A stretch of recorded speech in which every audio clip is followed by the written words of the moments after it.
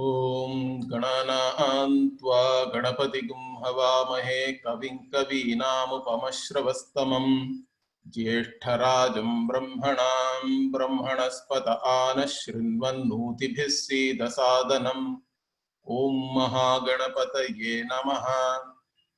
ॐ भद्रं कर्णेभिः शृणुयाम देवाः भद्रं पश्येमाक्षभिर्यजत्राः स्थिरैरङ्गैस्तुष्टुवागुंसस्तनूभिः व्यशेम देवहितं यदायुः स्वस्ति न इन्द्रो वृद्धश्रवाः स्वस्ति नः पूषा विश्ववेदाः स्वस्ति नस्तार्क्ष्यो अरिष्टनेमिः स्वस्ति नो बृहस्पतिर्दधातु ॐ शान्ति शान्ति शान्तिः।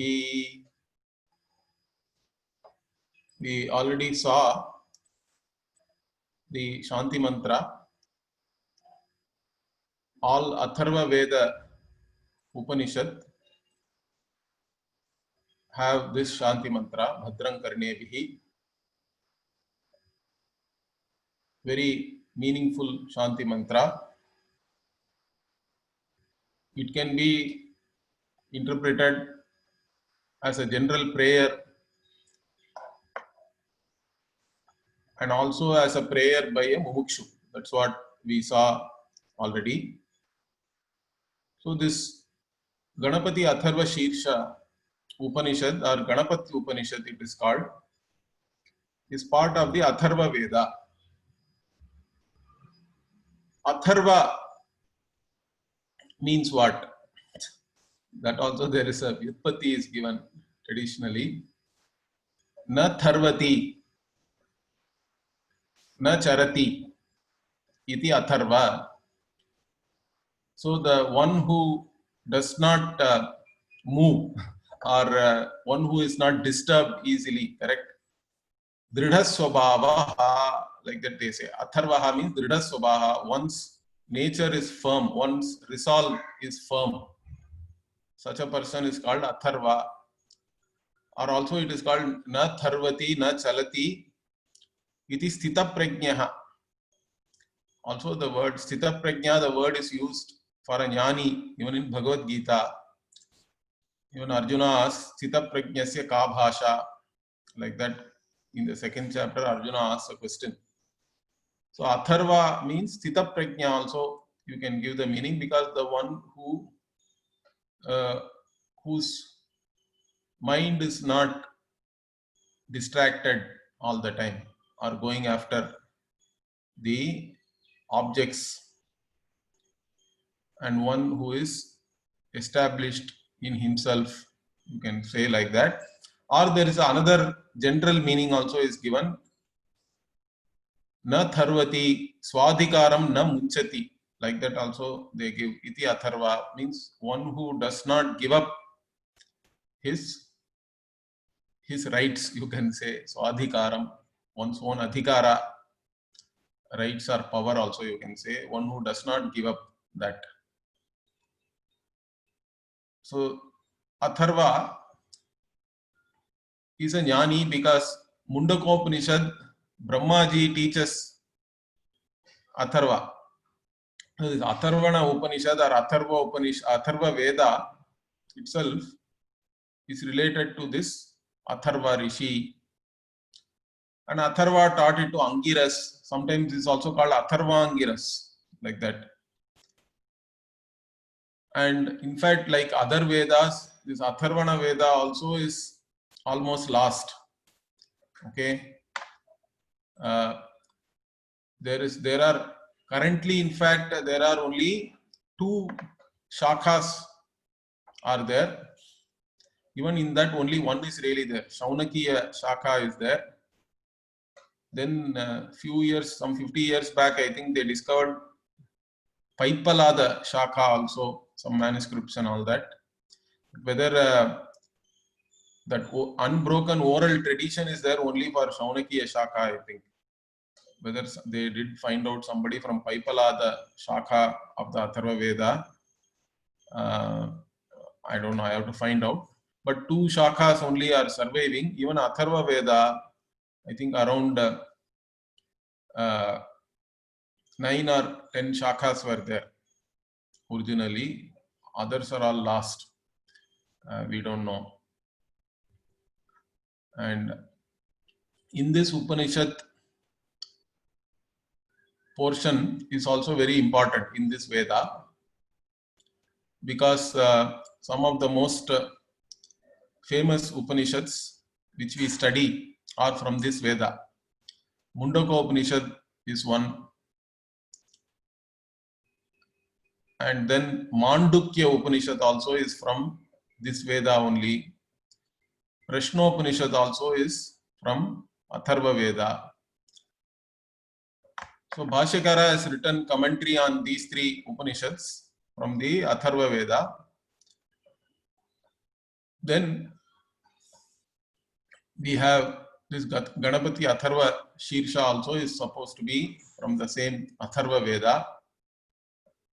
So how does this Upanishad start? Maybe the first portion I will just chant. Om Namaste Ganapataye Tvameva Pratyaksham Tattvamasi Tvameva Kevalam Kartasi Tvameva Kevalam Dhartasi Tvameva Kevalam Hartasi Tvameva Sarvam Khalvidam Brahmasi Tvam Sakshadatmasi Nityam. So this is the first part of the Upanishad. Some people, there are various slight variations also. These people are starting with Harihi Om, but generally Om only it starts with. But Om Lam Namaste Ganapataye also there is a reading. The Lam is a bija associated with Ganapati. Those who do mantra japa, okay, and those who have received Diksha formally will know that any mantra japa we do with certain purvanga. That means we do certain things first and then only start doing the japa. Okay. So the nyasa, now we say, you have to first do sankalpa, pranayama. Anyway, so those things are all there. Then nyasa means we remember the rishi, the chandas, the devata, and for what purpose you are doing this japa. And then we also do something called Panchopachara Puja we do. Lam Prithivyatmane Gandham Samarpayami, like that we do a puja to the devata whom we want to do japa. So Lam comes there, correct? Lam Prithivyatmane. So Lam is associated with Prithvi, the earth. And even Ganesha, why Lam is associated with Ganesha means Ganesha is the devata for the Mooladhara Chakra. That's how it is said. Even in this Upanishad itself, later on we'll see Mooladhara Sthitosi Nityam, like that it will come. So Ganesha is supposed to be at Mooladhara, which is associated with Prithvi again. That is why the Prithvi Bija also is associated with Ganesha. So Bija means it is just a syllable. It's not really a word, but it is a syllable which is like a sound symbol, we can say. Okay. So whenever we chant any mantra, we have all this bija, we call it, or seed. Means the syllable is first there and this only has then become the mantra. Like that it is looked upon. That's why it is called bija, seed akshara. Okay, bija akshara means it is the seed syllable, you can say.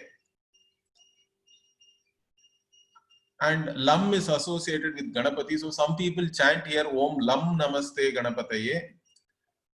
But in generally we are all chanting without the Lam only. Okay. Now, here one interesting discussion is there because it starts with Om, correct? So this Om is many times taken also as a Mangalacharana. If something starts with Om, we say that it is also indicative of prayer. Mangalacharana. Every work which is written by anybody has to start with a Mangalacharana, means with a prayer, with an auspicious, the beginning has to be auspicious. Mangalacharana means we do the auspicious thing in the beginning of any work we start, any venture we start.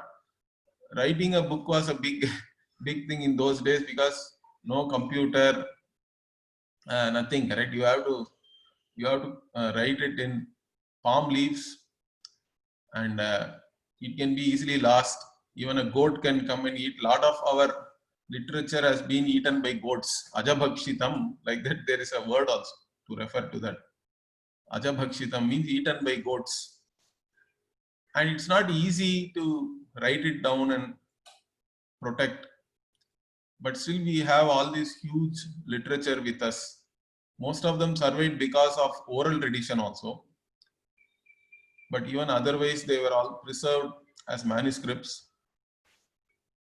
So this being a very difficult job, all works start with some auspicious beginning, Mangalacharanam, and that itself is a prayer typically, so that everything without any obstacles, this can be completed. Like that, it is a tradition that every work should start with a prayer, which is the Mangalacharana, which is the auspicious beginning, let us say. Now here Om, is it a Mangalacharanam? And why Om is considered to be an auspicious beginning? Because there is another verse also is there in the tradition where it says,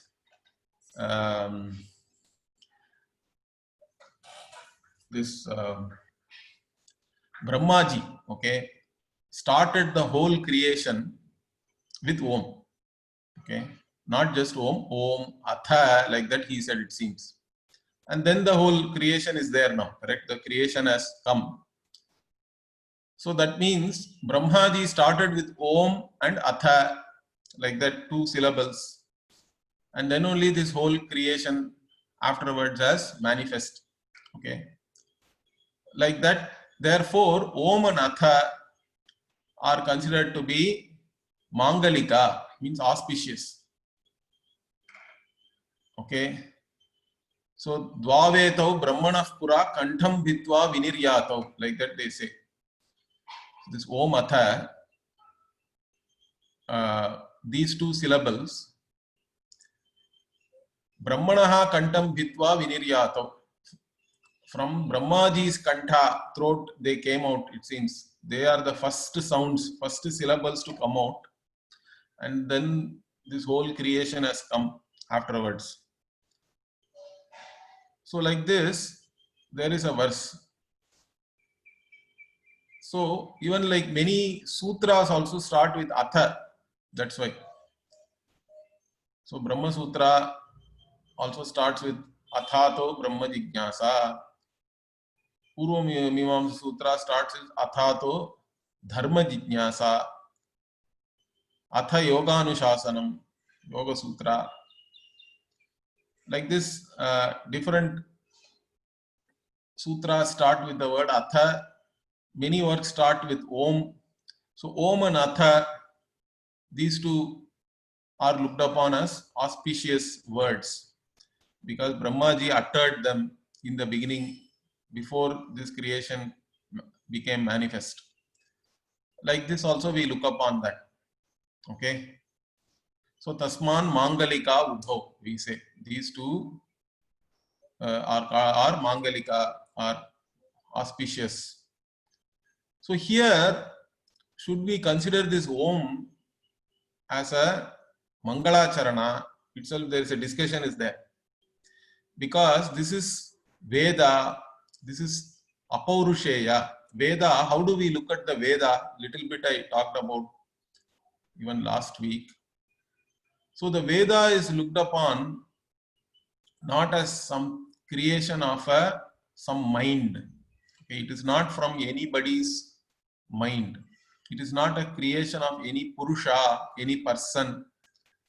So it doesn't have its origin in any one person or group of persons and all that.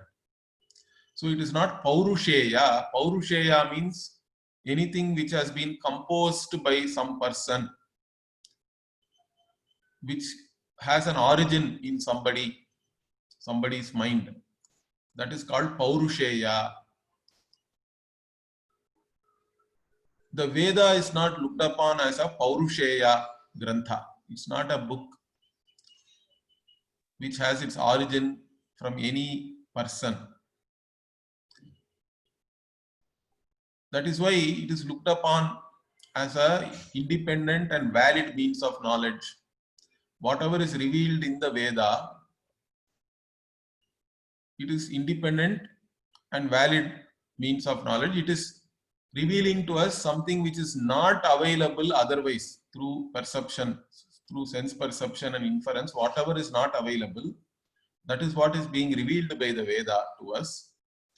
So whatever is being revealed by the Veda can neither be proved nor disproved by anything. It is abadhitam. It is non-negatable and also anadhigata. It is not available anywhere through any other means of knowledge. That's how we look upon the Veda itself. So Veda is a valid means of knowledge, and one of the reasons for its self-validity, okay, is particularly the Purva Mimamsakas are very particular about this, is that apaurusheyatvam. Veda is not from the intellect of any one person or group of persons. It doesn't have its origin in any Purusha. It is apaurushaya. It is there always like this. Even Ishvara only remembers the Veda at the beginning of every kalpa. Okay, so the Purva Mimamsakas say that the Vedas are not created. Okay, they are always there, Nitya, like this. But the Vedantin does not accept that interpretation because that's why Shastra Yonitvat, there is a sutra also is there. Okay, in the Brahma Sutra, Shastra Yonitvat means the Brahman, which is the Jagat Karanam, which is the cause of this entire world, is the source of the Shastra also, of the Veda. Shastra Yonitvat, Shastrasya Yonitvat. So Brahman is Jagat Karanam. Why? The reason for that is it is the source for the Shastra itself, for the Veda itself. Like that, we can take one meaning. The other meaning, because Sanskritam is so beautiful as a language, we can take the compound in different ways. Shastrasya Yonihi means the source of Shastra. That is one meaning. So grammatically minded people will know that it is the Shashti Tatpurusha, we say. Shastrasya Yonihi means it is Shashti Tatpurusha Samasa, compound. But it can also be looked upon as a Bahuvrihi Samasa. Bahuvrihi means Shastram Yasya Yonihi.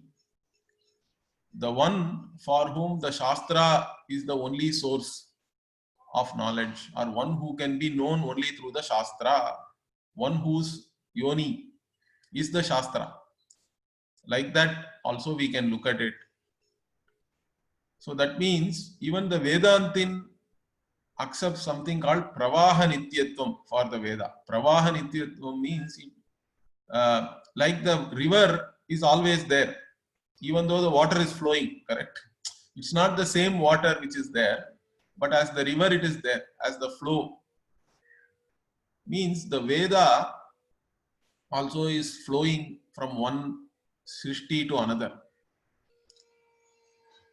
So Veda is always there, and Ishvara creates the Veda in the sense that Ishvara remembers the Veda which was there in the previous Srishti, previous cycle of Srishti, whatever Veda was there, that is remembered initially.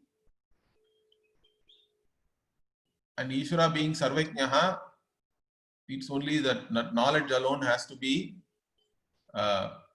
brought. It has to be visualized. That's it. Correct? And then the Srishti starts, like that also we say.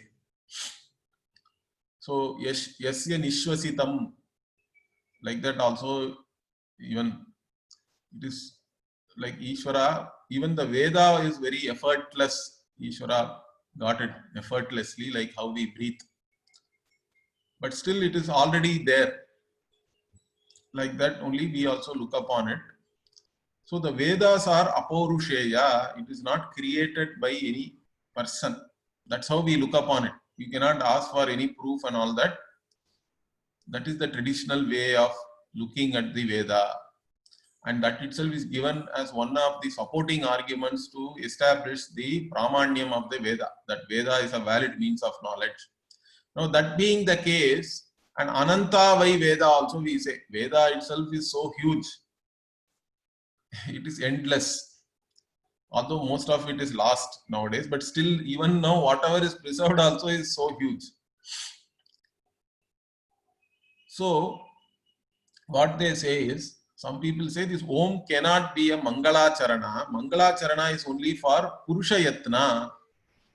If a human being or anybody else, even Devas, let us say, make an effort, then they have to start with prayer and Mangala Charana and all that. It is okay. But why should the Veda have any Mangala Charana? Veda does not need to have any Mangala Charana. Veda doesn't have any beginning or end. Ananta Vai Veda, like that also they give one argument. Another argument they give is it is Apaurusheya. It was never created, so it didn't have really a beginning even in that sense. So Veda cannot have any Mangala Charana. So here the Om Namaste Ganapataye, like that it starts. This Om cannot be a Mangala Charana. Okay.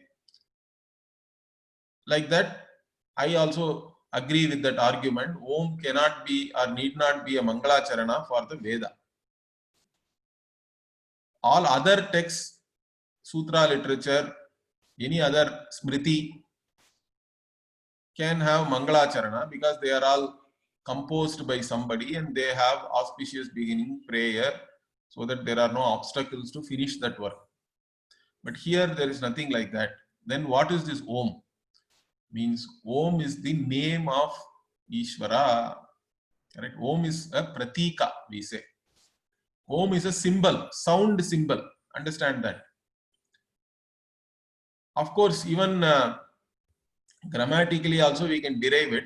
But more than in fact, we do not look upon Om really as a word. Om is looked more like a sound symbol, not like a regular word. It's a sound symbol or pratika. Like Pratima means we have all these murtis are there, correct? They are all physical symbols where we do avahanam, we call a devata and ask that we visualize a devata, welcome or invite a devata to come and reside in the Pratima, and then we can do puja and all that, correct? Like that, Om is a sound symbol and it's a very apt sound symbol also. We'll see why. So Om is a symbol for both Ishvara as Jagat Karanam, as the cause of this entire world. And it is also a symbol for Brahman as the ultimate reality. And this is not what I am saying. This is there in the Mandukya Upanishad. Is an Upanishad of Atharva Veda only. So Mandukya Upanishad starts like this, correct? Mandukya has only 6 mantras or vakyas. It's one of the smallest Upanishads. But then Gaudapada Acharya has written a Karika, a commentary in the form of verse. We always study the two of them together. And Bhashyakara has written a commentary on the Mandukya Upanishad Mula and also all the Karikas. Now, how does this Mandukya Upanishad start? It starts Om. Om ityetad aksharam. Idam sarvam. It says, this Om, this Akshara is all that is here. All that is here means what? Okay.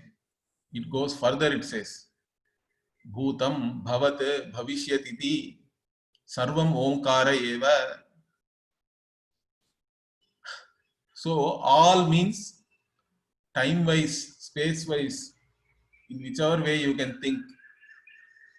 It is all. It is the Jagat Karanam. So, Bhutam, everything which was there in the past.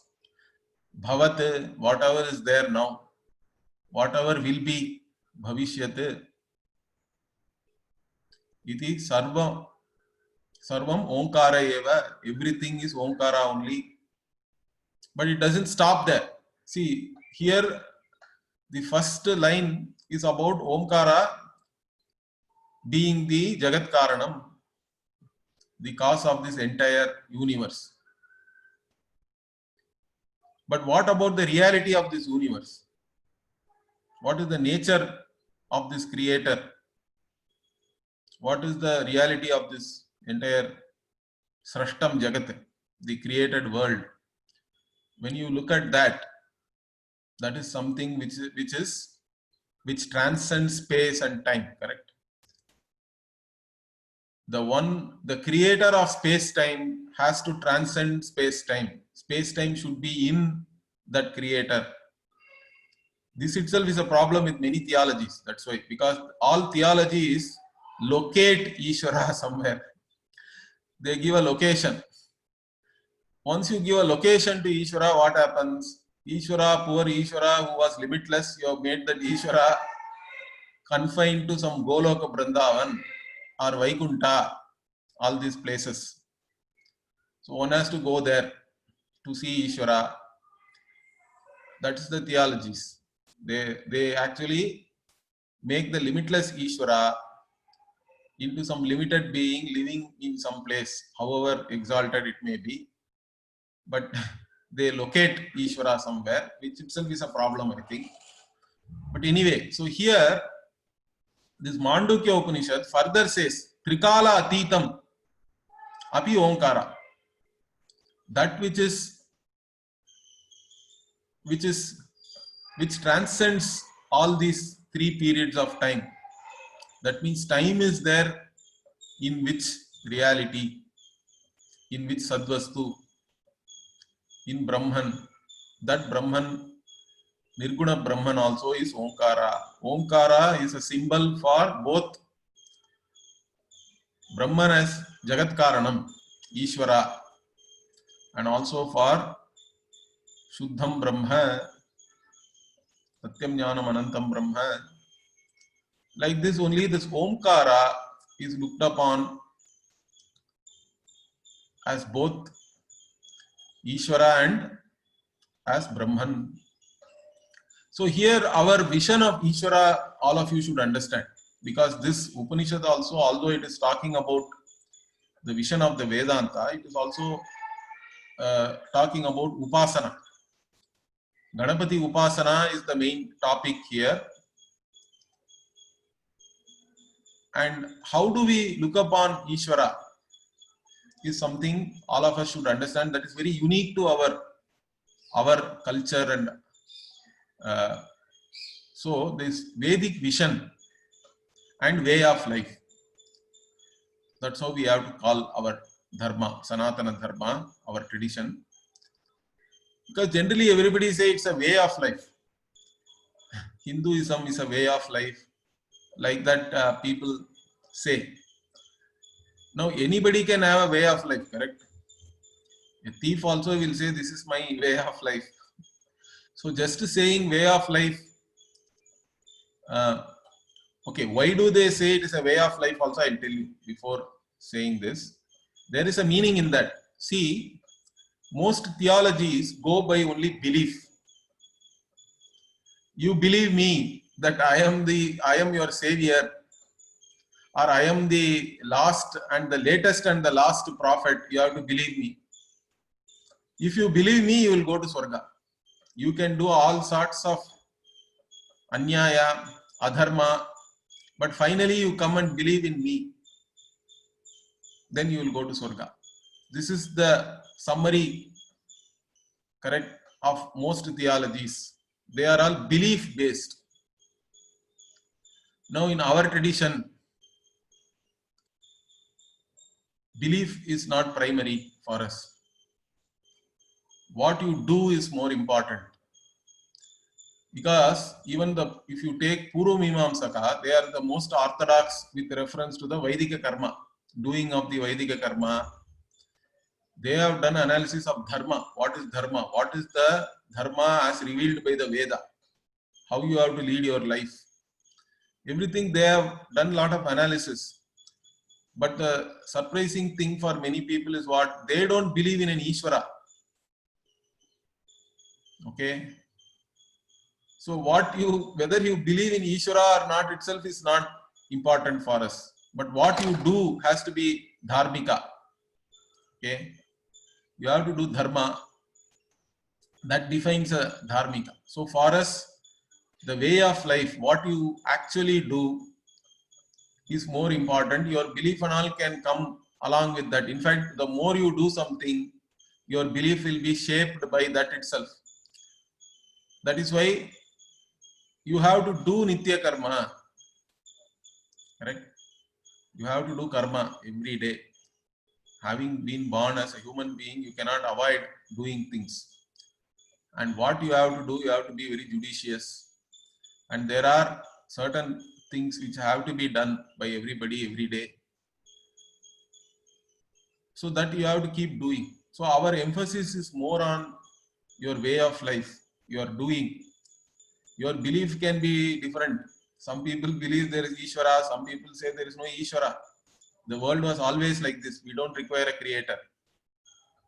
Correct? That's also the somewhat of the modern scientist argument. We don't, unless you establish the world as a creation, you cannot logically argue for a creator. Understand this. That is why we cannot establish Ishvara logically. Tarka is not enough. Although our Nayayikas tried valiantly, they even claim that they can establish Ishvara with only Anumana, with inference. But the premise of that inference is that first you have to prove the world is a creation. That itself, again they give arguments like intelligent design and all that. Okay. Even in the West, there is a huge argument. Then another guy wrote a book called Blind Watchmaker. So, anyway, there is no agreement on all these things, correct? Whether it is just intelligent design alone as a theory can establish that the world is a creation. Those who are convinced about intelligent design will say that that is good enough. But then there are others equally who say that even though the probabilities are very, very less, but still there is a probability that everything could have just come out as it is. Okay, evolution and all that they talk about. So the world cannot be established as a creation. That is why Veda only as a valid means of knowledge has to tell us that the world is a creation and there is a creator. Jagat Karanam is there.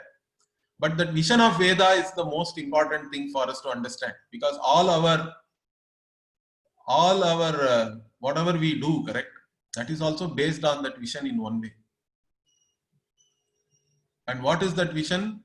That all that is here is a manifestation of Ishvara. Understand that.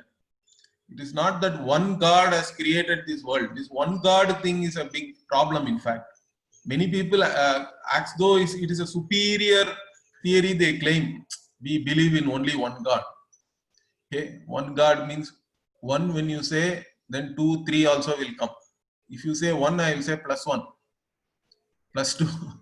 We all have studied +1, +2 at least. So one God is a problematic thing. What we say is there is only God. That is our vision. Pujya Swamiji, my guru, used to say this. We do not say there is one God or there is many gods and all these things. For us, there is only God. That alone makes sense also. This one God is a problem because if one God created this world, where did and how did this God create this world? How did he get the material to create the world? Because any creation presupposes a material cause, a material and a maker and an intelligent cause, let us say. Now, where did this your God, this one God, get this material? You cannot say material was already there. Then who created that material? The question will come. So this God cannot go and borrow the material from somebody else. So if you want to make chapati and you don't have atta, you can go to the next house and borrow.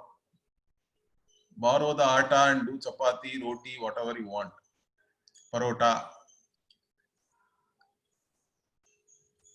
So, but God cannot go and borrow the material from anywhere else. Poor God. So some theologies say God created the world out of nothing. This also is illogical because from nothing, only nothing can come. Something cannot come. If you say that you can produce something from nothing, then I will give you nothing. Give me something so that at least I can spend it. Okay, I can use it properly. So this nothing also doesn't work. It is totally illogical. So what do we say? What does the Veda say? Veda says Ishvara created the world from nothing else, you add. Nothing else means Ishvara is both the maker and the material. That is our vision. That is the Vedic vision. Okay? Yato va imani bhutani jayante ye na jatani jivanti yat prayanti abhisamvishanti. Correct? Even in Bhagavad Gita also, Bhagavan says the same thing. Yatah pravrittir bhutani yena sarvamidam tatam swakarmanatam abhyarcha siddhim vindati manavaha aham adischa madhyancha bhutanamanta evacha. Like that, there are many verses are there in Bhagavad Gita also. So the same reality, which is the cause for the creation, is also the one which is sustaining it as the material, and into which this whole Srishti will again resolve back. Correct? Srishtikarta, then Sthitikarta, Layakarta, we call it, are all one and the same. Ishvara is both the maker and the material for us. And this Om is a symbol for that Ishvara. So this vision is very important because it permeates everywhere in our day-to-day life. In the way we look upon Ishvara also. So you go to any even uneducated but cultured Indian, even tribal people in India, you go and ask them, where is God? So most people who are brainwashed by theology will say they have to look up, I think, or I don't know where they will look. They say God is somewhere up. Your up will be down for somebody else, correct? If I say up from India, the up from US will be in some other direction. So then we don't know where really God is. Or even Earth is all the time rotating. No one up. Which up? There is no real up or down. That is all only relative.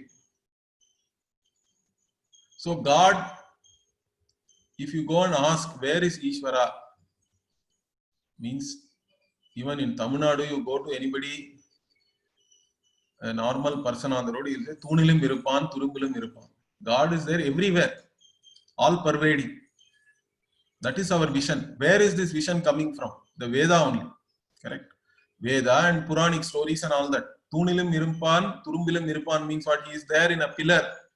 He is there also in a small small dust, speck of dust. This is directly coming from the Prahalada story. Hiranyakashipu is asking, where is your Narayana? And Prahalada says, Narayana is there in this pillar in your palace and also in a speck of dust here. And then he breaks that pillar and Narasimha comes out. Means what? This all pervasive Ishvara means, see, the material cause pervades the effect. Understand that. Wherever there is pot, there is actually clay, correct? If you touch the pot, you are touching the clay. If you weigh the pot, you are actually weighing the clay. It is the weight of clay only, correct? So the material cause completely pervades the effect. So Ishvara is all pervasive, means Ishvara is the material cause, Ishvara is the material, and when we look upon Ishvara as the material, we look upon its Ishvari, really speaking, correct? It is a feminine aspect. Because my body is given by my mother. My mother is the material cause of my body. In fact, I cannot really claim, I don't really have a claim even on my body, really speaking. Because it is given by my mother. It is from my mother's body, this body has come. So when we look upon Ishvara as material, then it is mother. Then when we look upon Ishvara as the intelligent cause, it is father. It is the male principle. And it is one and the same. Both are one and the same for us. Okay, that is why all our gods are all happily married. They have more than one Shakti sometimes. Correct? So some other theologies, they have God only male. Means our Pujya Swamiji used to joke, then must be a widower, correct? Because mother died during the pregnancy of this world. When the world was delivered, delivery, mother is gone. So only father in heaven is there. That means father is a widower. And he may be making some advertisement in matrimonial column and all. Swamiji used to joke like that. So most theologies are laughable, in fact. It's only a joke. If you start analyzing, they will not stand any scrutiny. But Vedic vision, our vision, is there is only God. In fact, there is no real creation. In fact, creation, it's nothing but a manifestation of whatever is already there. Everything is potentially there. Whatever is potentially there only is manifest. And then it is differentiated. The undifferentiated becomes differentiated. Unmanifest becomes manifest. That is what we call creation. Then it is there, sustained. Then again, the manifest becomes unmanifest. The differentiated becomes undifferentiated. That is called Laya. But Laya means not destruction, really. It is only going back into a causal state. Potentially, everything exists always. So that is our view, in fact. So Ishvara is looked upon as both maker and the material. This vision is very important, and our entire way of life is based on that vision. Even if you accept that vision or not, also, as long as your way of life is in keeping with that, it is good enough.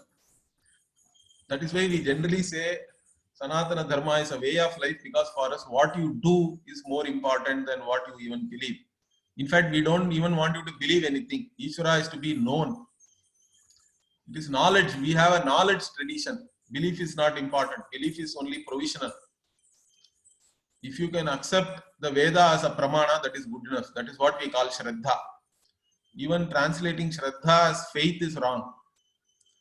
Faith means, they say, in spite of something negating, you have to believe in that. In spite of something being illogical, you have to believe. That is faith, according to some theologies. We don't say that. Bhashyakara, Shankara says, even if 100 Shrutis, Veda Vakyas come and say that fire is cold, we cannot accept it. So, We only say that looking upon the Veda as a valid means of knowledge in the field which it is revealing to us, which is anyway not available through any other means of knowledge.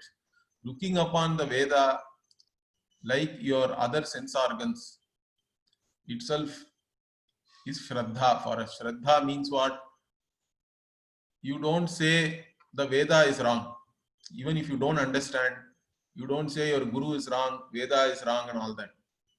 So provisionally you say maybe I have to have better understanding. If you have that attitude, that is Shraddha for us.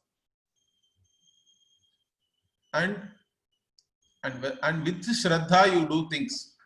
Okay. You don't have to believe anything. What you do and what you understand is more important for us.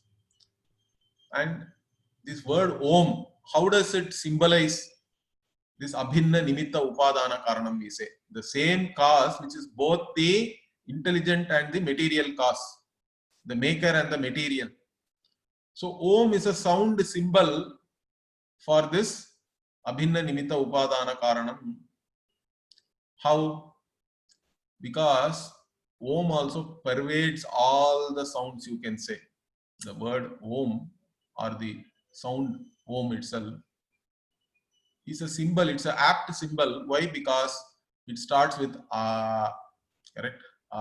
If you open your mouth, only sound which can come without any other effort is is the basic sound which comes from the all the way down from your stomach also you can say, or the bottom of your throat.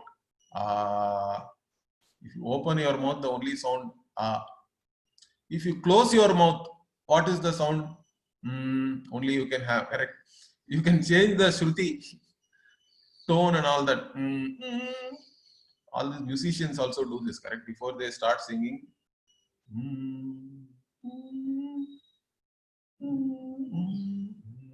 whatever, whichever way you give, but it is only. So you close your mouth, you can say only open your mouth, and everything, all other sounds are in between and correct? Any sound you make, it's all between and then all the Bahya Prayatna, Antara Prayatna and all we analyze. If you go to the Shiksha Shastra, then Kanta, okay, Kanta is there, Kantavya we say, that which when you make some effort in the throat, then other sounds come, Ka, Kha, Ga, Gha and all, okay. Similarly, when you make effort on the top of your murdha, it is called, correct? Top portion of your mouth towards the head. From there, you roll your tongue back and make some effort. Then the sounds like ta, correct? Ta, sha, all these things come. So like this, based on the effort you make, we classify all these alphabets, the sounds. But all other sounds are represented by U. U, only becomes Om, we say, because A and U, even according to our Shiksha Shastra, becomes O. Okay. And that is how Om is a sound symbol which represents all the sounds. Similarly, Ishvara is everything, correct? All that is there here is Ishvara. That's why Om ityetad aksharam idam sarvam. Like that, Upanishad is starting, the Mandukya Upanishad. Everything that is there here is Om only. And everything that is there is Ganapati only. Gajanana is the one who is there everywhere. Okay. For the one who looks upon Ganapati as the Jagat Karanam, Ganapati is there everywhere. Now, some people may ask, how can you say Ganapati is there everywhere? Is not Vishnu is not there everywhere then? Shiva is not there everywhere? See, that is the beauty of our tradition, correct? We have the freedom to worship Ishvara in any form you like. Because every form is Ishvara's form, correct? Ishvara is manifest as all forms. See, another big thing which people say is that I don't worship all these forms as though they are somebody great. I only I think Ishvara, God is formless. I don't accept God has forms. This is like a snobbish thing people say. As though formless is something great. What if Ishvara is only formless? What about all the forms then? Okay, how are you going to account for all the forms? You have unnecessarily made all the forms as though they are something profane. Correct? See, we don't have any problem between something is sacred and something is not sacred and something is profane and all. Form is not a problem for us. In fact, all forms are Ishvara's forms. That's why we have the freedom to worship Ishvara in any form. We can invoke Ganapati in a lump of turmeric and do puja, because that lump of turmeric also is Ishvara's form only. It is not something separate from Ishvara. But certain forms have come down to us in our tradition. And any of those forms, anybody can look upon as the Jagat Karanam. So even, let us say, Vishnu, the word really means Vyapnoti iti Vishnu. The one who pervades everything is called Vishnu. But Vishnu, Rudhi Artha also is there. Rudhi Artha means what? Vishnu, the generic meaning is Vyutpatti Artha. By etymology, if you see how the word has come, we say that the one who pervades everything is Vishnu. So when we say Shuklam, Bharadharam Vishnu, Shashivarnam Chaturbhujam, Prasannavadanam Dhyayet, Sarva Vigna Upashantaye, Sarva Vigna Upashantaye, for resolving all the obstacles, I worship, I do namaskara to Vishnu. Means here the Vishnu is not Narayana, Vishnu. Here we have to take the Vyutpatti meaning, the one who pervades everything. Ganapati also pervades everything only. We look upon Ganapati as the one who is giving us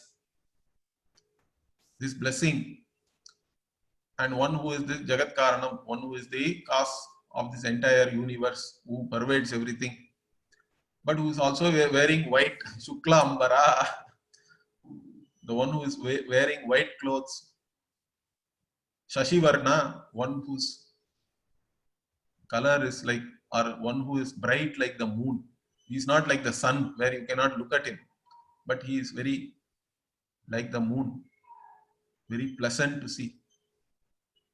Prasanna Vadanam also, one who is always, you look at Ganapati, your heart melts. Because Ganapati is always, that elephant face is always Prasanna, he is pleased. It looks like always he is pleased. He has no problem.